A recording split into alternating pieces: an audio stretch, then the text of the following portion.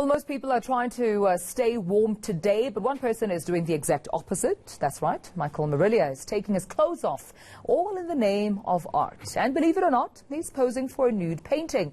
It's the latest episode in our brand new series, 12 Days of Crazy. Let's just get a quick update with Michael, who joins me now. All right, Mike, so you're posing for several artists today, and I'm guessing you are a little bit nervous right now.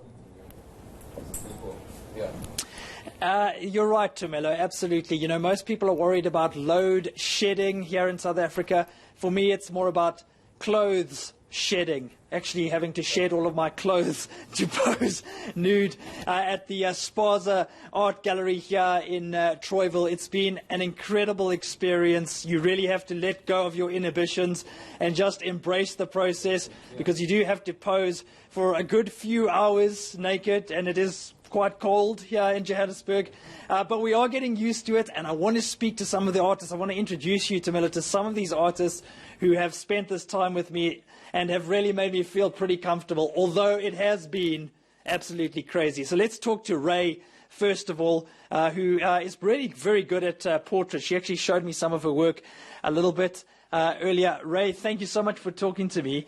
You've decided to go with a lot of blues, a lot of greens. It's been great seeing myself in this kind of light, I have to say. Just tell me about the process of drawing a nude painting.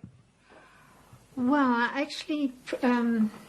actually get this part ready before, which is the background, so that I can just work on top of it. And I just felt that the blues and greens were the right colours, and the chair's green, so, and you pretty blue with cold, but not really. But yeah, I've enjoyed drawing you, really. So give me a rating out of 5 in terms of... give me a score, come on, how do I rate out of 5? 4. 4. Pretty good.